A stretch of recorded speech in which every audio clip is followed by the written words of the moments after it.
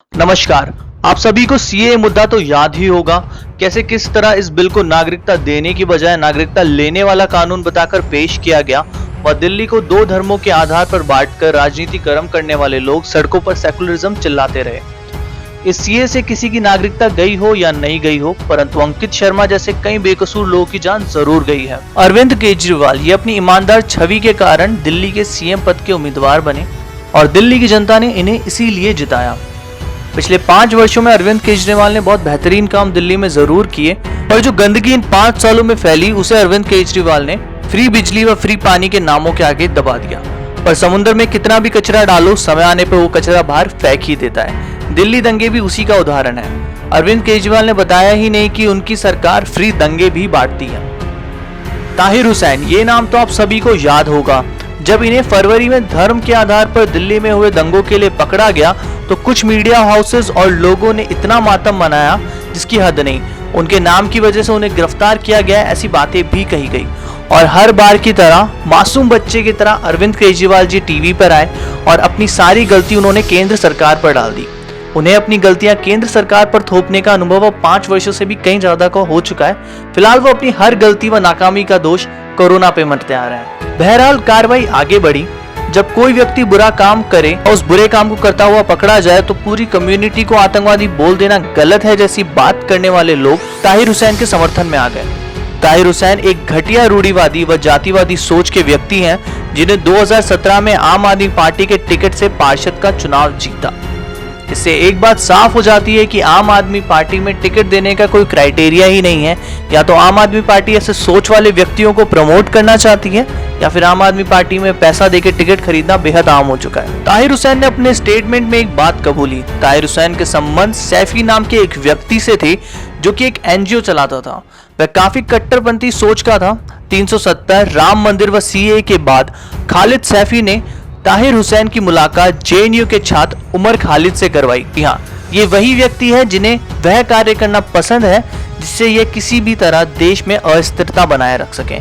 इन्हें बचपन से ही पाकिस्तान जिंदाबाद के नारे बोलने का काफी शौक रहा है और जब भी नारों की वीडियो कोई भी मीडिया चैनल वायरल कर दे या अपने मीडिया हाउसेस में इसको पब्लिश कर दे तो उसके बाद इन वीडियोस को फेक बोलना और अपने सरनेम का लाभ उठाना इन्हें बेहद ही खूबसूरत तरीके से आता है। इनके गुरुजी कन्हैया कुमार हैं। जी हाँ, ये वही कन्हैया कुमार है जिनका सिलेंडर 5 से 6 दिन में खत्म हो जाता है। ये जो है कॉमरेड आ रहे हैं जो चुनाव प्रचार कर रहे हैं। पहले पुराना जो है खाना बनाने की जगह ये थी, यही खाना बनता था। मोदी जी ने सिलेंडर दिया, वो कहाँ है? नहीं, सिलेंडर मोदी जी ने तो नहीं दिए। सिलेंडर तो हमारे पास पहले से ही था। हाँ। लेकिन वो ना व्यवहारिक नहीं है, फिजिबल नहीं है। क्यों?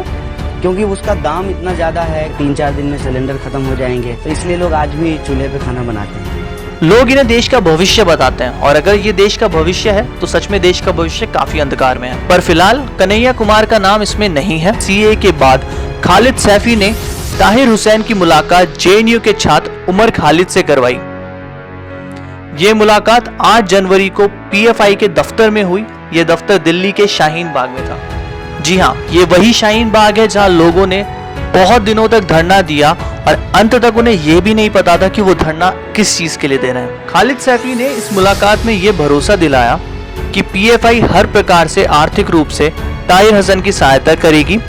तो बेसिकली इनका प्लान ये था कि कुछ ऐसा किया जाए कि सरकार सीएए बिल को वापस ले ले। इसमें खालिद सैफी का काम लोगों को भड़काना व सड़कों पर उतारना था। ताहिर हुसैन को उसके मकान में बोतलें, पत्थर व पेट्रोल बम और तेजाब जमा करने को कहा गया।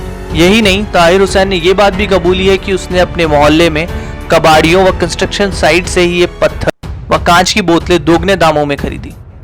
धरनों से शुरू किया देश को जलाने का काम। खालिद सैफी ने खुरेजी में धरना शुरू कराया व अलग अलग जगह धरने देने की शुरुआत होने लगी। साथ ही उमर खालिद ने भरोसा दिलाया कि पीएफआई, जेसीसी, वकील, पत्रकार, नेता व अन्य मुस्लिम संगठन भी ताहिर हुसैन का इन दंगों में पूर्ण तरीके से साथ देंगे।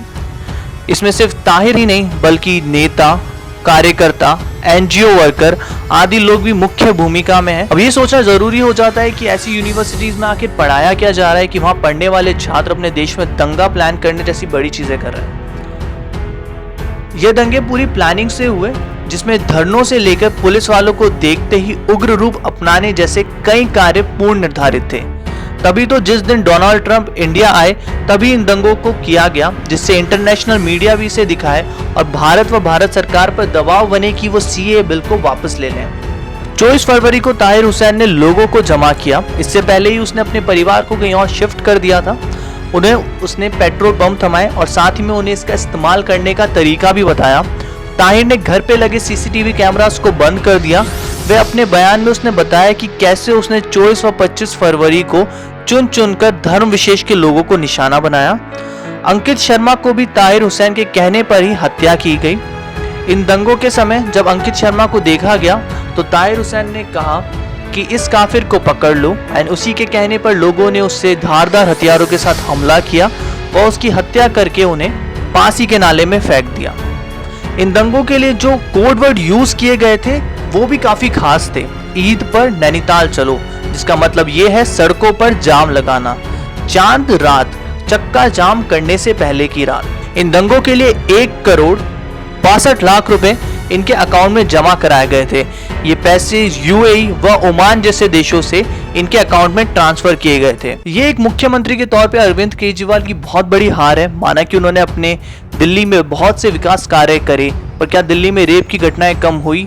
क्या दिल्ली में जो क्राइम रेट है वो कम हुई? दिल्ली में इतने बड़े दंगे हुए जिनको उनके पार्षद ने ही कराया, क्या उन्हें इसकी खबर थी? हर बार ये कह देना कि भीड़ का कोई चेहरा नहीं होता, भीड़ की कोई जात नहीं होती, ये बहुत गलत बात है।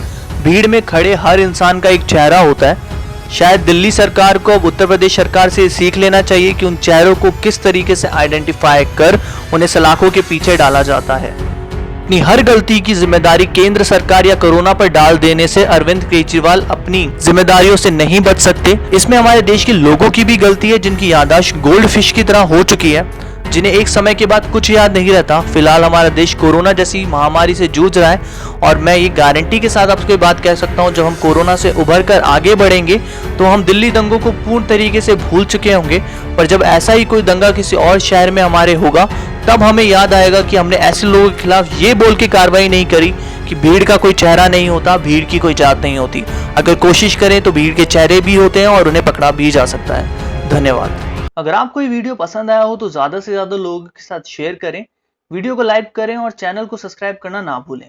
धन्यवाद।